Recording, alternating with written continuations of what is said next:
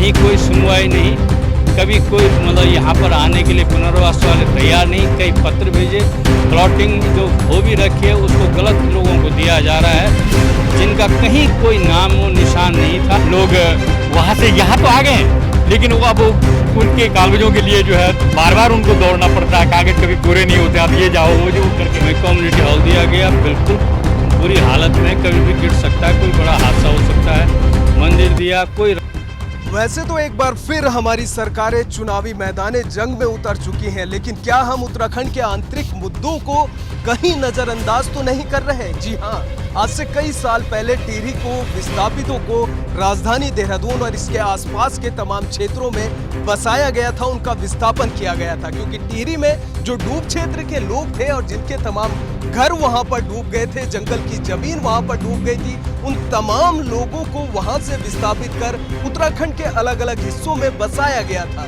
लेकिन तब से लेकर अब तक क्या सरकारों ने उनकी मांगों को पूरा किया है? यदि नहीं किया या किया और कितना किया, ये तमाम उन लोगों ने बताया जिन लोगों को विस्थापित किया। आज टिहरी नगर में हम लोग गए, वहाँ के लोगों से हमने बातचीत की, टिहरी समिति के लोगों से हमने बात की। अभी भी तमाम मांगे हैं जिनको विस्थापन समिति ने कहीं ना कहीं नजरअंदाज कर रखा है और हमारी सरकारों ने नजरअंदाज किया हुआ है। चलिए अब उन मांगों पर आपकी नजर दौड़ाते हैं। सबसे पहला मुद्दा, उनसे वादा किया गया था कि डैम बनने के कारण आपको विस्थापित किया गया है तो आपको मुफ्त बिजली दी जाएगी और 100 यूनिट बिजली मुफ्त दी जाएगी, लेकिन आज तक वो बिजली मुफ्त नहीं दी जा रही है। ये खुद उन्होंने अपने मुंह से बताया है। प्रत्येक परिवार के एक सदस्य को नौकरी देने का वादा हमारी सरकारों ने किया था, वो वादा भी आज तक पूरा नहीं हो पाया है।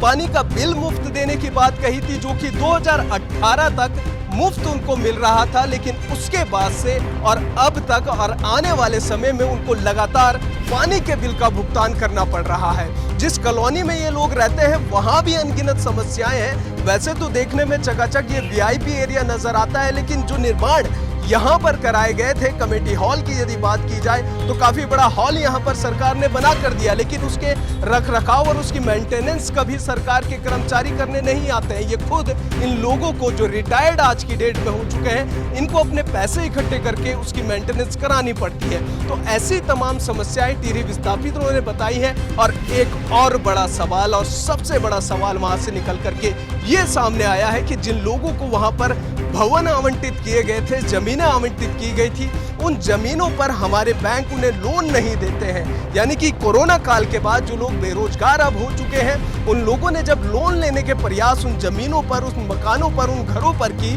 तो बैंकों ने साफ तौर पर उनको मना कर दिया, क्योंकि हमारी सरकारों ने उन्हें रजिस्ट्री उन भवनों की नहीं दी है, उन जमीनों की नहीं दी है। तो इन तमाम मुद्दों के साथ एक बार फिर मैं उन सारी सरकारों की नजर इन टिहरी विस्थापितों की ओर लेकर आना चाहूंगा, जिन्होंने तमाम वादे इनसे किए थे लेकिन अभी तक पूरा नहीं कर पाया। अब आने वाले चुनाव में यदि आप चुनावी रण में है, कोई भी नेता हो, मंत्री हो या फिर पूरी की पूरी सरकारें हैं, तो लेके कहीं ना कहीं उत्तराखंड के जो आंतरिक मुद्दे हैं उन पर भी आपका नजर होनी चाहिए। और लंबे समय से जो इन टिहरी विस्थापितों की मांगे लंबित पड़ी हुई हैं, वो भी जरूर पूरी होनी चाहिए।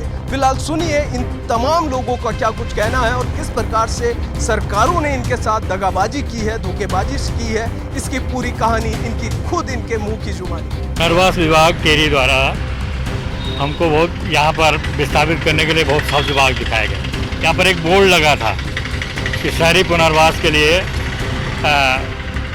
निःशुल्क पेयजल, फ्री बिजली की सुविधाएं और मेटल रोड, ये सब वो जो सड़कें हैं मेटल हैं ये सब, लेकिन मास्टर प्लान सिटी थी।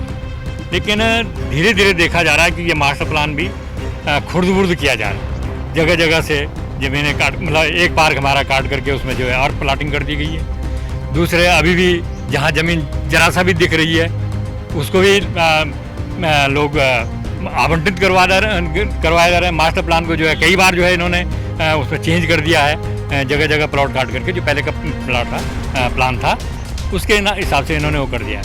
और जहाँ तक बात है ये पानी वाली, निःशुल्क जल था, तो जल वाली बात भी जो है अभी अध्यक्ष जी ने बता दिया आपको कि मतलब उसमें क्या स्थिति है। और एक प्रकाश पंत जी के समय पर एक कमेटी बैठी थी, हाई पावर कमेटी बैठनी थी, उसमें ये था कि भाई 18 तक तो आपका मार्च 18 तक तो जल शुल्क माफ़ कर दिया गया है, लेकिन उसके बाद जो है एक हाई पावर कमेटी बैठेगी मुख्य सचिव के उसमें, और वो निर्णय लेगी कि भविष्य में क्या होना है। लेकिन वो कमेटी आज तक नहीं बैठी है। उसके लिए उन्होंने विस्थापितों से हमसे मांगे थे कि अपने कब्जे के, अपने अलाटमेंट के कागज़ और कब्जे के कागज़ लीजिए और वो करिए। तो हमने भी सब वो जमा कर दिए थे अपनी समिति के माध्यम से। 2-4 लोग, कुछ लोगों के छुटपुट अभी रह गए हैं जो उस समय यहाँ पर थे, उपलब्ध नहीं थे, उनको भी हम जमा कर देंगे। लेकिन उस लेटर में हमने ये लिखा था कि हमको जो है अपनी बात रखने, जब हाई पावर कमेटी बनेगी तो उसमें अपनी बात रखने का हमको मौका दिया जाए, हमारा शिष्टमंडल उसमें बुलाया जाए। तो इस तरह से एक बात तो ये रही। एक चीज़ जो यहाँ पर है, जो मैंने आपको अभी थोड़ा सा अनौपचारिक डिस्कशन में बताया था कि यहाँ पर लोगों के ज़मीन का क्या बोलते हैं, वो तो हो गया है, म्यूटेशन तो हो गया है, लेकिन रजिस्ट्री न होने के कारण बैंक जो है बेरोजगारों को लोन नहीं दे रहा है। इससे जो बेरोजगार हैं वो मारे भटक रहे हैं। और जैसे कि अब बेरोजगार हैं तो वो क्या करेंगे, अगर कहीं अपनी प्रॉपर्टी को रख करके वो कुछ लोन ले सकें बैंक से, अपना कारोबार चला सकें, अपना जीविका के लिए कुछ कर सकें, वो व्यवस्था नहीं हो पा रही है। और ऐसे ही वो लोग सब इधर उधर खाली भटक रहे हैं। तो दूसरी हाँ, अगर सरकार कुछ मतलब ये शासन स्तर से होना है, बैंकों के लिए निर्देश होना शासन स्तर से हो जाए कि मतलब इन लोगों को अपनी प्रॉपर्टी पर अगर लोन दे दिया जाए तो मतलब वो लोग अपना रोजगार चला सकेंगे। तीसरी चीज़ यहाँ पर जो है एक और है कि वो असमान यहाँ टेरी में जो है मुआवजा वितरण हुआ है। किसी को 5 रुपये सर्किल रेट के हिसाब से, किसी को 25 रुपये सर्किल रेट के हिसाब से, तो वो भी अभी भी लंबित पड़ा हुआ है। और लोग वहाँ से यहाँ तो आ गए हैं, लेकिन वो अब उनके कागज़ों के लिए जो है बार बार उनको दौड़ना पड़ता है, कागज़ कभी पूरे नहीं होते, अब ये जाओ वो जो करके।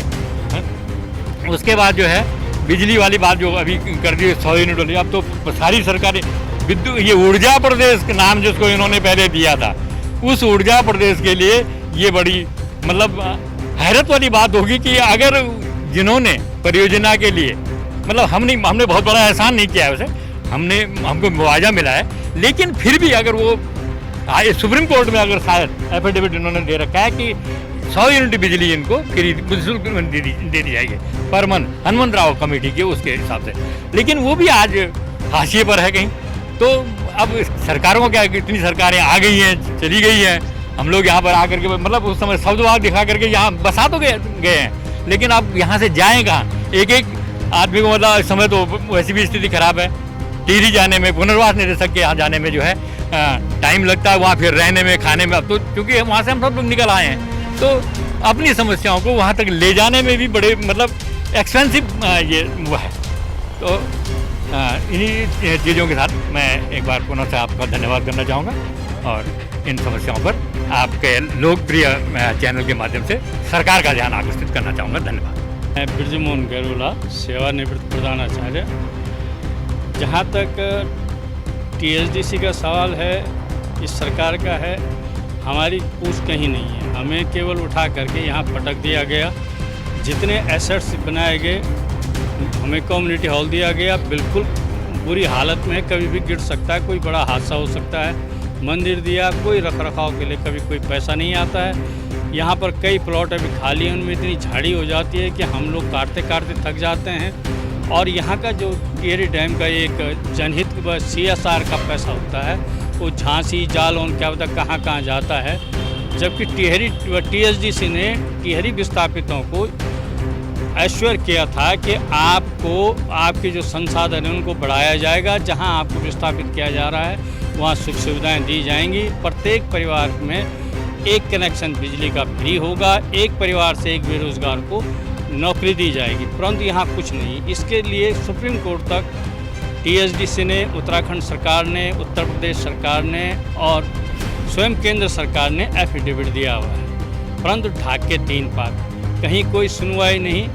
कभी कोई मतलब यहाँ पर आने के लिए पुनर्वास वाले तैयार नहीं। कई पत्र भेजे, प्लॉटिंग जो हो भी रखी है उसको गलत लोगों को दिया जा रहा है, जिनका कहीं कोई नाम व निशान नहीं था।